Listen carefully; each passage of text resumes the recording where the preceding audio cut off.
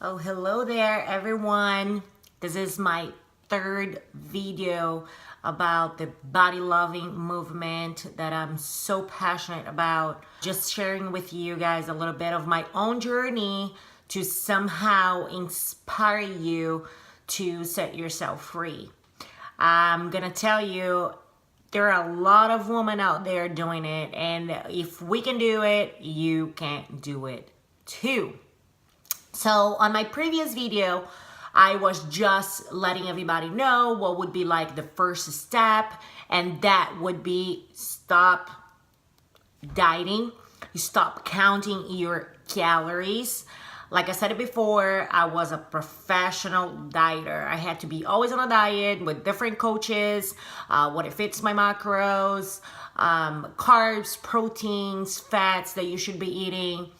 And then you can never be perfect forever on your diet, and then when you slide a little bit you feel guilty, and that it starts with all that negative self-talk in your head that it's over. I mean, get out of there. That's called like now getting our mental health back, right?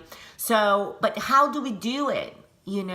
So for me, the first step, it's, after I start trying to chase that body, that if you're like me, and a lot of people will resonate with this, if you competed before, you got in a top shape, right? And you felt amazing in your skin. The problem is now you are relating how you feel to how you look. Get me? You relating, I feel good in my skin, or I feel good about myself when I look that way. And it's kind of unrealistic, especially if you did the way I did, and that I know a lot of girls out there do.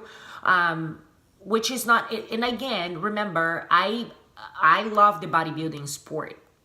And I know a lot of girls that they go on stage eating 17 to 1800 calories, and it works for them. And I think it's awesome if you can keep up with that discipline, which I did. I just didn't do it the right way. I was probably eating 900 calories when I did my competition, because that's the only way I thought I could lose weight, is that my body is different and I cannot eat that much amount of carbs and yada yada yada yada yada.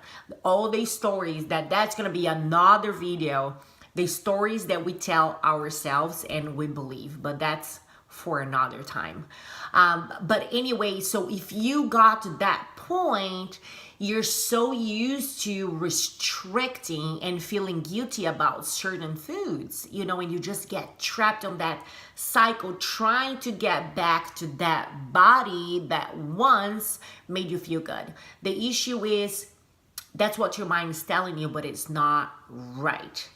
Like, we are searching for a feeling, and that comes from within.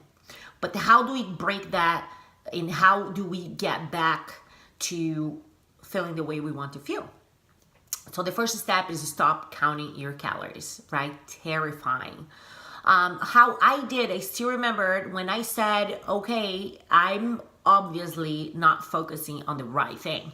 I felt like I was constantly hitting a wall, like trying to diet and get to my body that I wanted so much, to feel a certain way.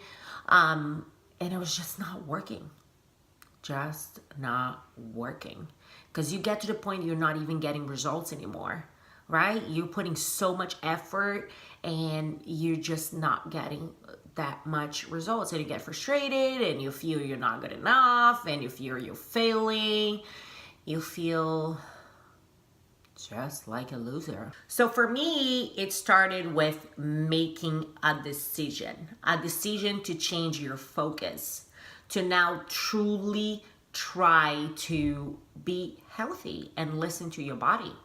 So I decided to just stop counting my calories. And that can be really hard. It takes a lot of work. So I understand what I would recommend is maybe for you, you track your calories just like you don't track your calories one day out of the week, if you can just stop like I did, I like literally cold turkey one day woke up and said, I am not counting my calories anymore.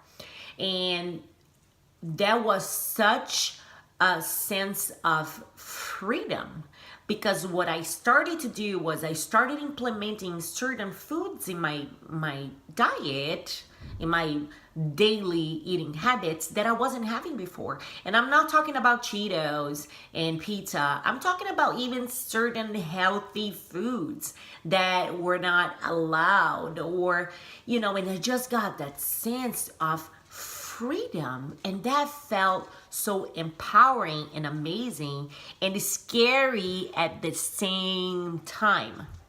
So what I noticed on the very first couple weeks is that I was restricting, right? Because you still go in your head, and you still, if you were so used to tracking calories for so many years, you kind of know like how many calories a banana has, or, you know, like a cup of ground turkey, and you start in your head trying to count the calories. So when that would happen for me, I would just stop, acknowledge that I was doing that, being okay with it, and just stop counting and letting it go. Which the intuitive eating, it's like now trying to listen to your body signals, right? Because our bodies are amazing. They know when you're hungry. So try to listen truly when you're hungry and what you're hungry for. And being okay with knowing that some days you may eat less calories because maybe you didn't have such like a hard workout, or you're just not hungry, and it's okay. And some days realizing that you're just extra hungry for, I don't know, you didn't sleep well, or you exercised more, you moved more around, and it's just your hormones, or you're about to start your period and you just are going to eat more in certain days, and being okay with that. So for me, it was a big thing, which doesn't mean that some days I didn't have bad days, and some days I still didn't do the things like would grab a bag of like nuts and just eat it because, oh, now I can eat whatever I want whenever I want, so I'm gonna just eat a little bit more. And if it happens, just let go. Don't start beating yourself down. It's just not the way to do it. So again, listen to your body signals and try to connect and understand physical hunger. Another thing too that you could start doing is be more social. How many times events, birthday, it was a trigger for you to feel that anxiety around food, right? I just want to eat like a normal person. How many times have you told yourself that, or asked yourself that question? I just want to eat like a normal person.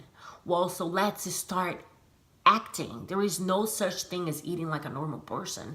It's just allowing yourself to eat certain foods, which I've seen a lot of videos of other people that now they're trying to eat intuitively. They just start eating donuts and fried food, and I don't know if I'm gonna get to that point, because I still think about nourishing my body and what's gonna make me feel good. But now, if one day I feel like eating a donut, I am going to eat it without feeling guilty about it and beating myself down. Okay? But like social events, right? Like, for example, I had a party at my house where I invited all my girlfriends, and we had all this yummy food. And, you know, I would even be scared of eating healthy foods. And what I thought about doing the entire day was starving myself so I could actually eat at night, not even binging. I'm not talking about binging. I'm talking to even like eating those foods that were not allowed before, without feeling guilty.